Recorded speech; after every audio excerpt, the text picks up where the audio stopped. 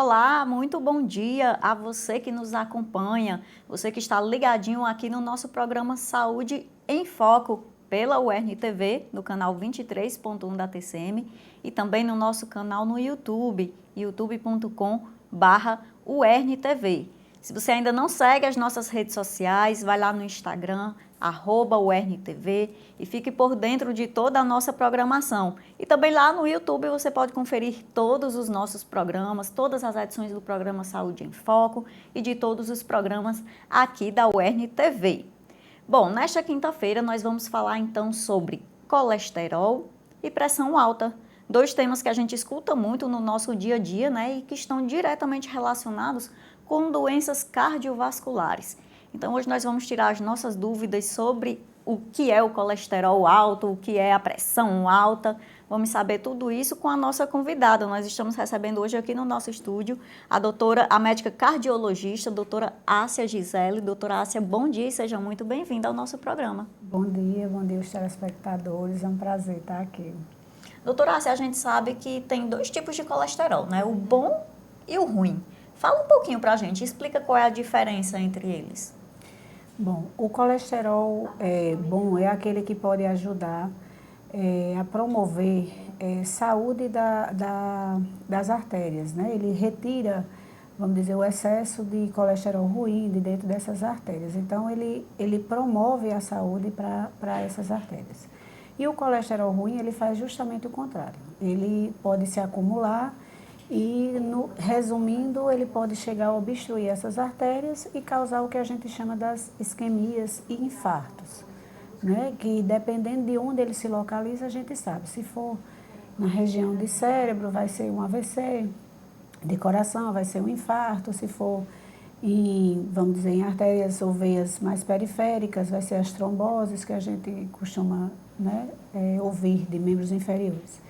Então, a diferença é que um promove a saúde das artérias, de onde ele vai estar inserido, e o outro promove a doença delas.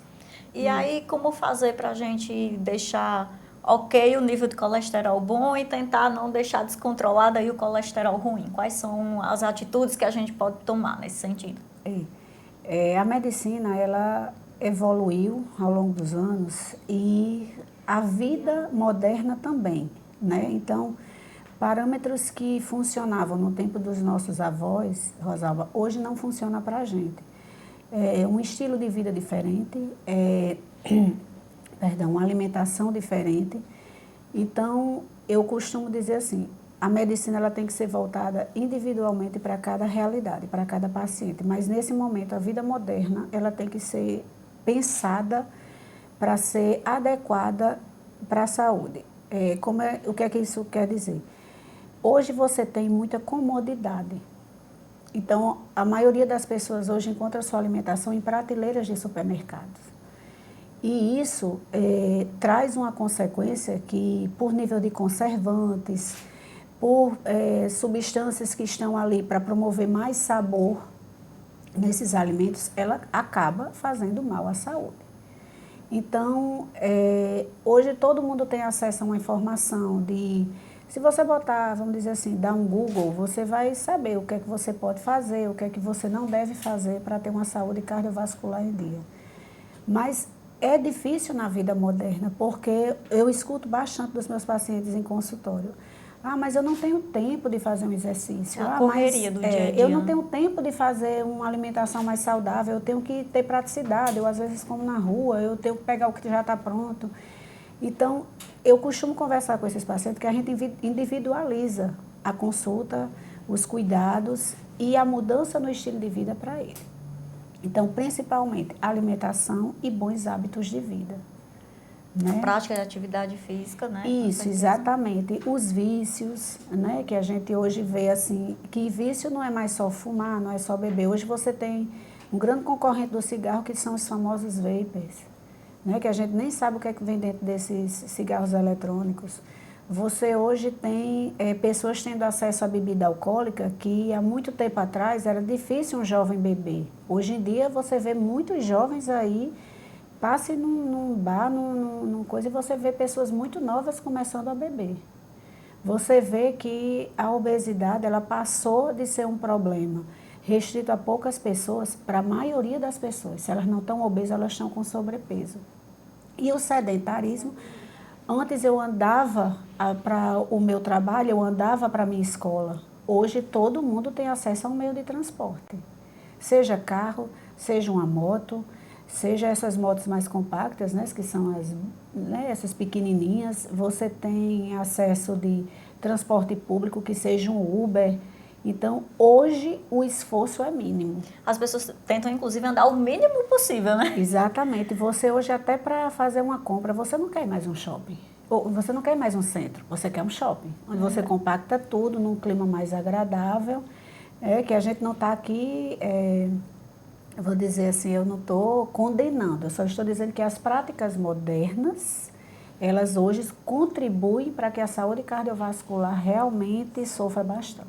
Doutora, e aí qual seria a relação, por exemplo, entre o colesterol alto e uma hipertensão?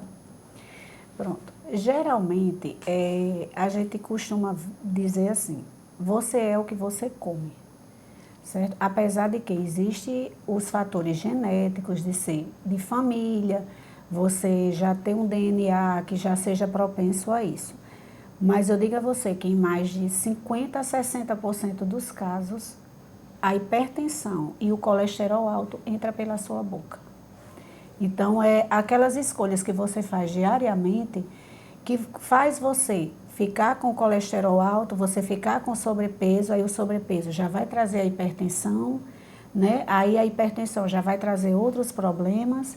Então, é uma cadeia, é como se você derrubasse o primeiro dominó e por aí você fosse, né? Eu costumo até dizer assim, um paciente que é hipertenso, que tem o colesterol alto, com certeza ele vai ser diabético em algum ponto da vida dele, né? Porque o açúcar, mesmo que ele não esteja desordenadamente lá em cima, mas ele vai ter uma glicemia alterada. Se ele tiver sedentário, é matemática. Não tem como você ter saúde, né? Então, é aquela coisa assim, por isso que eu digo, individualizar hoje o paciente e a sua rotina de vida é primordial quando você procura promover saúde na vida dessas pessoas, entendeu? Você tem que individualizar, você tem que saber bem direitinho como é a vida delas e pensar o tratamento dela para aquilo, porque não é receita de bolo. O mesmo remédio que serve para você não vai servir para outra pessoa, as mesmas orientações que servem para um não vai servir para outros, porque elas não vão, né, encaixar. Doutor, e os sintomas? Tem como identificar por sintomas que aquela pessoa pode estar com colesterol alto ou só com exames? E da hipertensão também? Quais são os sintomas que de repente a pessoa está ali tendo uma crise, uma pressão subiu? Quais são os sintomas que indicam isso? Geralmente a hipertensão ela é assintomática. Ela, apesar de algumas pessoas chegarem num pronto-socorro, num pronto-atendimento, ou no consultório referindo tontura, dor de cabeça, sintomas de mal-estar, nem sempre estão relacionados à pressão alta e ao colesterol alto. Pode ser que isso sirva de alerta para a pessoa que sabe que tem um hábito de vida que não está adequado, pensar, minha pressão pode estar alta, ou ter uma pessoa que é da área de saúde, ou que tem acesso a um aparelhinho, que hoje é muito fácil você ter um aparelho de pressão em casa, um aparelho de glicemia, né? Você dizer assim, vou fazer um check-up, porque isso aí deve ser alguma coisa errada. Então, alguns sintomas que às vezes não são relacionados ao colesterol alto ou à hipertensão, pode ter sido um dia mais de trabalho mais... um estresse, um dia de trabalho mais atarefado, ter lhe levado aquilo, mas você que sabe, que não está com aquele hábito de vida perfeito, ou pelo menos adequado, você já se ligar e olhar a pressão e realmente ver que ela ali já está alterada. Você fazer um check-up e ver, olha, meu colesterol, meu triglicerídeo está dando alto.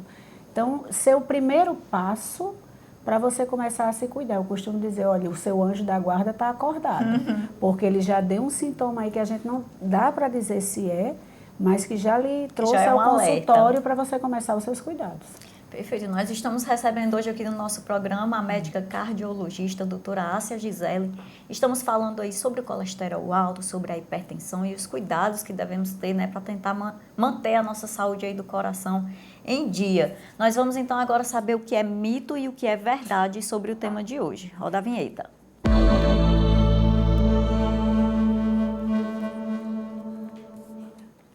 Nós vamos fazer aqui algumas afirmações e a nossa convidada vai dizer se isso é um mito ou se é uma verdade.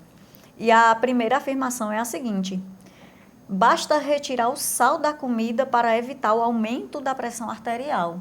Isso é um mito ou é uma verdade? É um mito. Não é tão simples assim, também não é só isso. Isso, exatamente. O sal não é o único culpado, né, pela hipertensão. Eu preciso voltar àquela premissa ali. A alimentação moderna, hoje ela vem com muito sal embutido. Então, às vezes eu tiro o sal, o granulozinho branco, mas eu estou comendo que já sal vem ali embutido, naquele alimento. exatamente, no conservante, no alimento moderno, em alguns temperos, né, que a gente tem, que hoje em dia a indústria alimentícia, ela pensa até no modo de fazer com que você sinta, vamos dizer assim, a necessidade de ingerir aquele alimento novamente. Vou entrar até numa particularidade que hoje eu vejo as crianças com alimentos muito condimentados, muito pequenininhas. Então, você sempre vê uma criancinha pequenininha com xilito, Sim. com um salgadinho desses processados. E aí, quando você vai oferecer uma verdura à criança, ela não quer. Porque ela prefere o sabor daquele processado.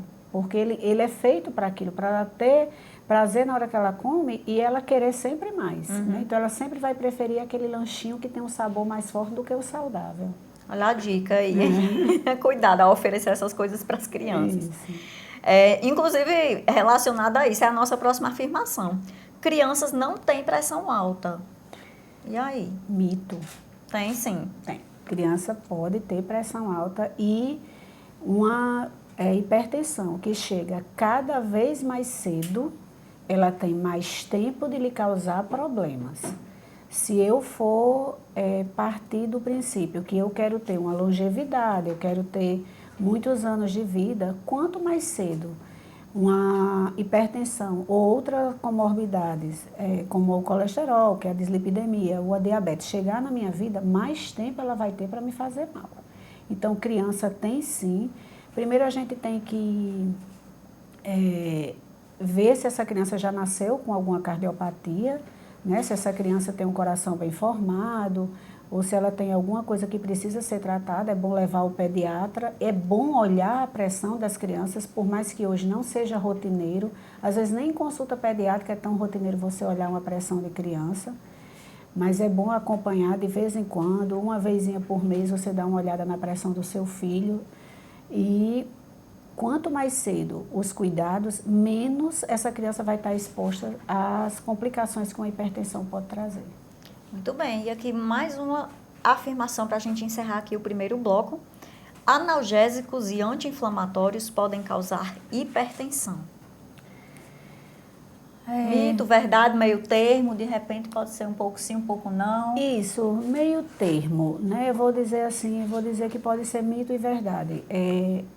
Tudo que você ingere, ele pode ter um efeito dentro do seu corpo. Os anti-inflamatórios e analgésicos depende de como eles são usados. Quando eu uso um anti-inflamatório, um analgésico com prescrição médica, tendo um raciocínio médico ali por trás da necessidade daquele medicamento, provavelmente ele não vai me trazer tanto mal. Mas hoje a gente tem muita facilidade de chegar numa farmácia e conversar sobre os sintomas com o funcionário daquela farmácia e às vezes você já sai com a prescrição de alguma coisa. Ou você mesmo vê numa propaganda ou conversou com uma pessoa que aquele medicamento serviu para ela num determinado momento e você fazer uso dele. Então, normalmente já tem até os medicamentos em casa. Isso, né? Exatamente. Então, o uso indiscriminado dessas medicações podem sim fazer uma hipertensão, até porque são medicamentos que têm um tropismo para fazer muito mal aos rins. E o rim é altamente ligado com a pressão. Muito bem, nós vamos para um rápido intervalo e daqui a pouco estaremos de volta com o programa Saúde em Foco. Não sai daí.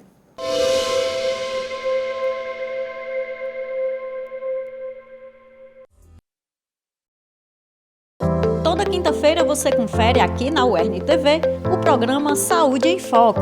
Temas importantes relacionados à saúde são debatidos com a presença de especialistas e, claro, com a participação do público. Saúde em Foco, toda quinta-feira, às 11h30 da manhã, ao vivo, aqui na UERN-TV.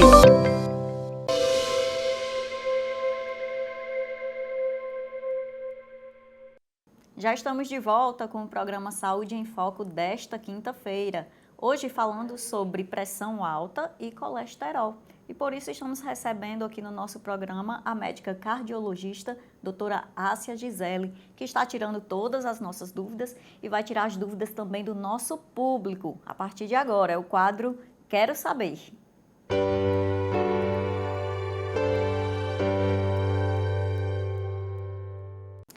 A primeira dúvida que nós temos aqui é da Vanessa Silva. A Vanessa pergunta se existem medicamentos disponíveis para tratar o colesterol alto e se eles existem, quais são os benefícios e os riscos. Existem medicamentos para tratar o colesterol alto, sim. E esses medicamentos, eles também, os benefícios seriam realmente, vamos dizer, limpar as artérias do colesterol ruim, para que a pessoa reduza as chances de um evento cardiovascular.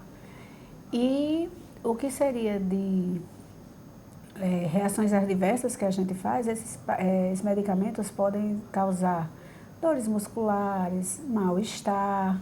Eles, de algum modo, em alguns pacientes, eles trazem alguns efeitos adversos, tonturas, alguns dor de cabeça, a paciente que pode relatar dor abdominal, mas é muito individualizado, muito particularizado. Então, quando o paciente começar um tipo de medicamento, né, de alguma estatina dessa, para tratar o colesterol, sempre voltar ao médico. Até uma boa pergunta dela.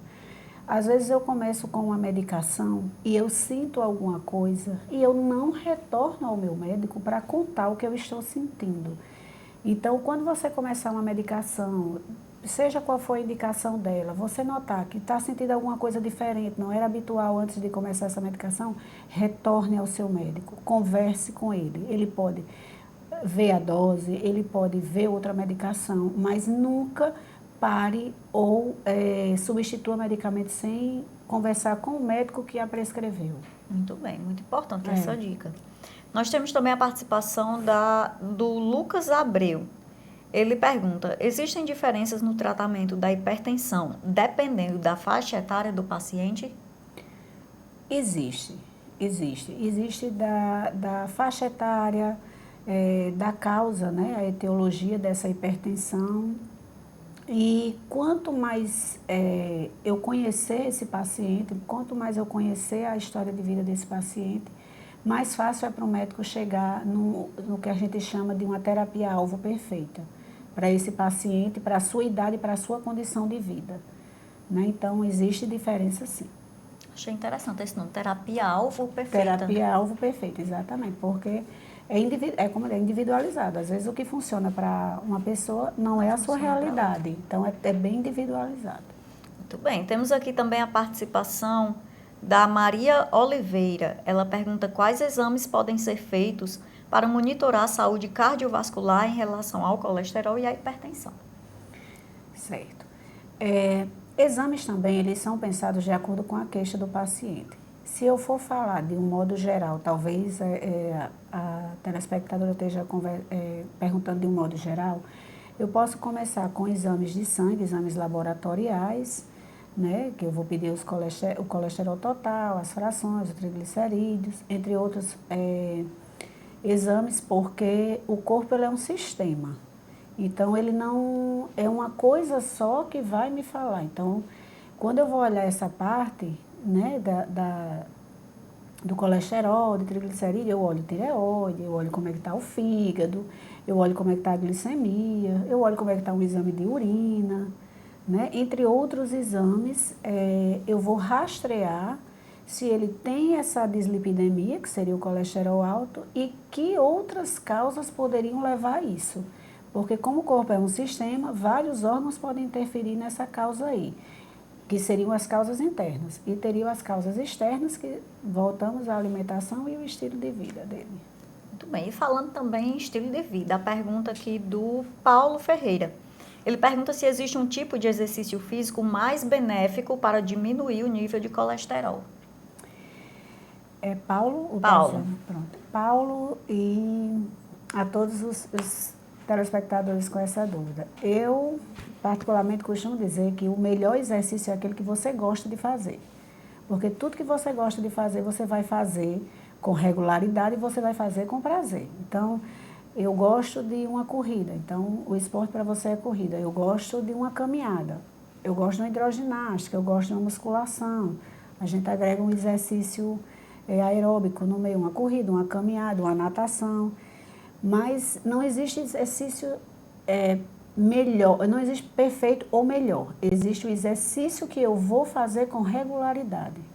Porque o que precisa ser feito é um exercício aeróbico com regularidade e, se quiser, uma musculação para também ver saúde de ossos e músculos, também é muito válido. O melhor esporte atividade física é aquele que você gosta de fazer e vai fazer com regularidade. Sem dúvida. Não adianta a gente dizer, é a corrida, se você não gosta de corrida e não vai fazer. Exatamente. Muito bem. Temos aqui a participação da Fernanda Aquino. A Fernanda pergunta como a hipertensão pode ser tratada durante a gravidez.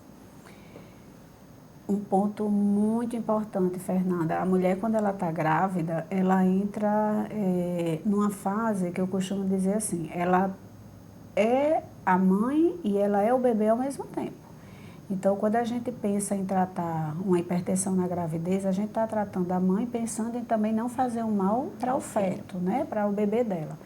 Então, existe desde a parte medicamentosa, a parte de ver o que é que pode estar acontecendo com você, na sua diária para causar aquela hipertensão. Geralmente a gente come muito bem na gravidez, a gente tem um apetite bem aumentado nessa época e geralmente a gente tem que fazer uma dietinha. As obstetras hoje, graças a Deus, já trabalham até encaminhando essa futura mamãe para um nutricionista, para acompanhar desde o início da gestação. E olha também exames de ultrassom para ver como é que está o fluxo de placenta, o fluxo dentro do útero dessa mamãe, para que isso não seja um motivo de risco para ela e o bebê. Até porque existe a pré-eclâmpsia e a eclâmpsia, que são urgências obstétricas e que precisam ser tratadas com brevidade, né, para preservar a vida da mãe e do bebê. E as gestantes, muita atenção no seu pré-natal. Tenha a oportunidade, veja a sua pressão, mesmo quando está fora desse período pré-natal. Não estou na minha consulta, mas eu tive um acesso, eu vou numa outra consulta, eu vou num hospital, eu vou ao posto de saúde do meu bairro. Dê uma olhada aqui na pressão, anota, é muito importante anotar, Rosalba. Uhum. Às vezes o paciente diz, minha pressão está muito alterada. Eu disse, alterada quanto? Não lembro. Então, olhou a pressão, ela tá alterada? Anota num pedacinho de papel, bota dentro da carteira, bota ali perto de um documento, porque quando você for ao médico, tá ali o registro e você tem mais uma fidelidade nessa informação para o médico. Muito bem. Dicas muito valiosas hoje aqui, viu? Temos aqui mais uma participação, estamos quase no final do nosso programa, mas ainda dá tempo aqui uma perguntinha. A Clarinda Monteiro, ela pergunta se perder peso necessariamente vai melhorar a minha saúde cardiovascular. Com certeza, com certeza. Hoje eu atendo pessoas com esse problema de peso e eu costumo dizer a elas, eu digo, isso daqui que a gente trata não é só uma obesidade, a obesidade e todas as suas complicações, né? Então, teve uma paciente que ela me disse assim, mas eu me aceito como eu sou. Eu disse, aceitar a obesidade, você se aceitar como obesa, é você dizer que você aceita que você tem essa condição e que você quer tratá-la. Porque aceitar a obesidade não quer dizer que você vai deixar ela ali e porque você se aceita e você vai deixar ela complicar a sua vida, não. Quer dizer que você aceita que você tem a condição de obesidade e você vai tratar. Inclusive, alguns pacientes, quando perdem peso, a gente consegue até retirar as medicações. Pacientes que usam medicações na obesidade, quando perdem peso, a gente consegue retirar totalmente as medicações dele, mostrando que aquela condição é que era o culpado, da doença a futura ou já instalada doença cardiovascular que ele pudesse vir a ter. Muito bem, estamos chegando ao final do nosso programa. Doutora, gostaria de agradecer, gostei muito dos esclarecimentos e das dicas e fica aberto o espaço aí para as suas despedidas. Muito obrigada, Rosalba, ao pessoal aqui do programa, uma acolhida maravilhosa. E aos pacientes, aos telespectadores que estão ouvindo, se vocês tiverem dúvida, não deixem de procurar seu médico. O médico, eu tenho uma frase com meus pacientes que é assim: o melhor médico é aquele que tem o melhor paciente. Então, não adianta você dizer, eu fui para o médico e não resolveu. Não, volte para o seu médico, faça a sua consulta, reavalie. Se alguma coisa não está igual você queria, converse com ele, veja o que pode ser mudado. A gente raciocina em cima do que o paciente diz. Seja muito fiel, muito verdadeiro na sua consulta com o médico. Por mais que às vezes eu tenha uma restrição de dizer assim, eu acho que eu não vou dizer isso ao médico, porque o médico vai puxar minha orelha, né? Vai dizer alguma coisa. Não, o médico não está aí para isso. O médico está para esclarecer, está para lhe ajudar. E um médico que tem um bom paciente, com certeza o sucesso no tratamento vem. Com certeza. Gostaria de agradecer a você que mandou perguntinhas, a você que nos acompanhou e dizer que estaremos de volta na próxima quinta-feira com mais uma edição do programa Saúde em Foco. Até lá!